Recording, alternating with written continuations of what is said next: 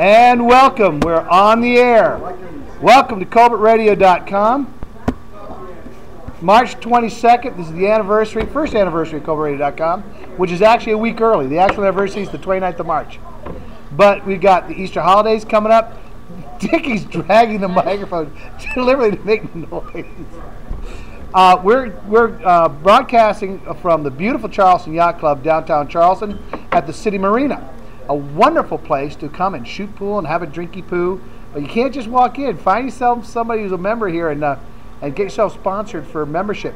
We do not discriminate. We have Jewish members, black members, women. We had a woman Commodore who's sitting right over there who will not come on camera, and we lost members over that.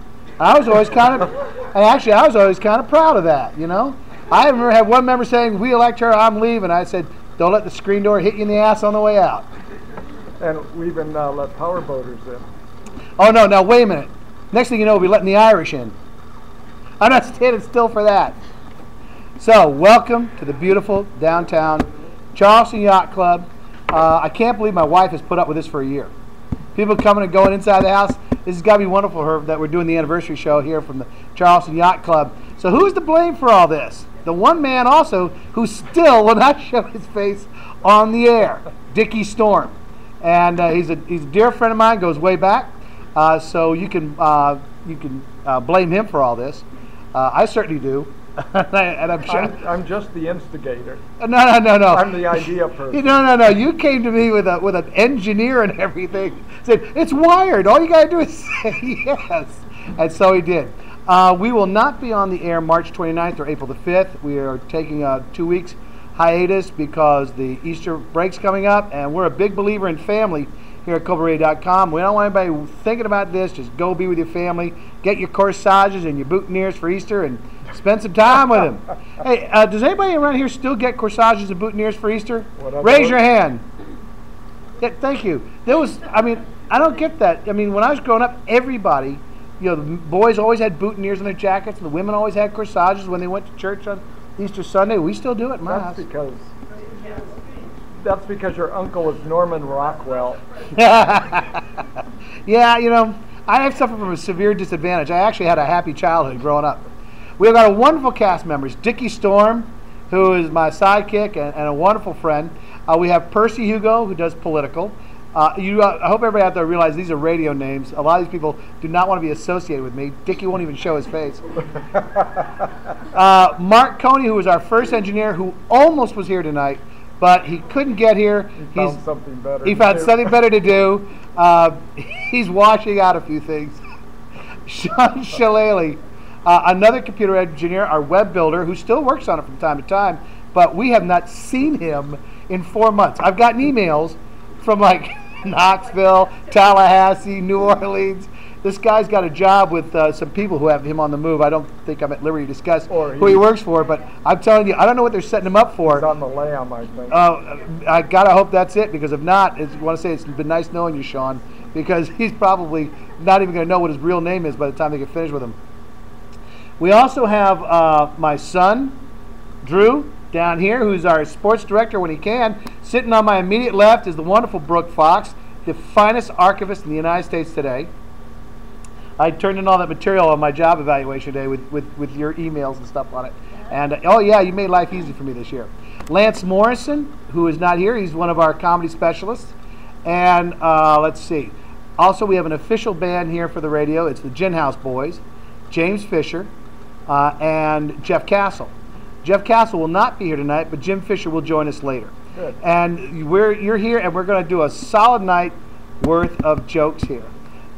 Jeff could not be here. He had some song and dance routine about, his wedding anniversary. His wife insisting that he spent it with her. Like I'm going, no, wait a minute. There's 2 anniversaries here. What about me?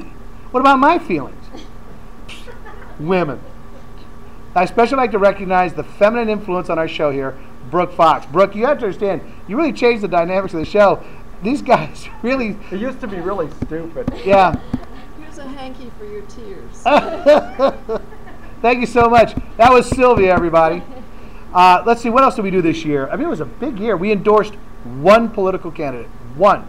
and that political candidate won. Madeline McGee. She won. She made it to the town council in Sullivan's Island. So, just like my brother, I told her, I said the Colbert bounce still works. There you go. It still works. We also have several charities that we just. Oh, Jim Fisher, the Gin House Boys, is here with his procurer, Jimmy Mosier, who used to procure for, I believe, Tiger Woods. Isn't that right, Jimmy? Anyway, we do have a civic side to us, and there are several charities to which we have lent our support this year. One of them is Water Missions International, headquartered in Charleston, South Carolina. I've personally been to these facilities, and let me tell you, these people, I mean, you get big bang for your buck on them. And it's not just what they've shown with it, but I've also done the background checkup work on them to make sure. Also, Somos Amigos, which is like Doctors Without Borders. These are doctors, nurses, other medical workers who go to the poorest parts of the world to deliver free medical care. My brother-in-law, Michael, happens to donate his free time and was actually in Hispaniola when the earthquake hit in Haiti. But he was on the Dominican side of the border where everything stayed lovely. You look across the border and everything just fell apart. Oh God, those poor people down there. There was a running joke going around there. There was an earthquake in the Caribbean, and a lost civilization was discovered. It was called Haiti. We have the Leukemia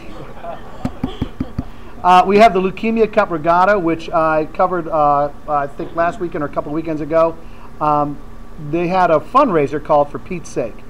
Pete Dupree was a member of this club and a fine man and a good friend who unfortunately himself succumbed to lymphoma. And we miss Pete a lot. He was a great guy, always ready with a happy joke. His wife, Sherry, has a lovely home and entertained us. And it's a wonderful event. They raised over $1,000 in that one event, I think, for how much? $13.36 they raised for the leukemia. I would have just given them $20 to let me go home. We also have my personal favorite, which is the endowment chair at the Medical University of South Carolina, the Dr. James W. Colbert Endowed Chair. This is one especially close to my heart. It's renewed my family's relationship with the Medical University of South Carolina, which we are very grateful for, very grateful. And the email address for that is go to www.musc.edu/giving. Dr. Colbert was my father and the first vice president of the academic affairs and provost at the Medical University of South Carolina. He's also Stephen Colbert's father, who gave the commencement speech at the Medical University and is auctioning his desk from his set on TV. And the proceeds from that will be shared with will be split with the funds he promised to endorse. He was helping to sponsor the United States speed skating team, and part of it will go towards the endowment at the Medical University, which is close to $280,000. Has already been happened. The auction. The auction's over? And it was like a month ago. I mean, I just looked it up. I just got an email and said, "Ooh, the bidding is up to such and such. You can still bid on it." And I thought it was over too, but the thing said, "No, you can still bid on it." And I go, "Really?" I thought it was done. Let me tell you, I donated his bookshelf that you would pay $3 for at a yard sale to Nucor Steel and their auction they have for a big fundraiser they have for the Children's Hospital, the Medical University. $1,400 it brought. $1,400. Anyway, we'll be back with the rest of our introduction here on CobraRadio.com in just a moment.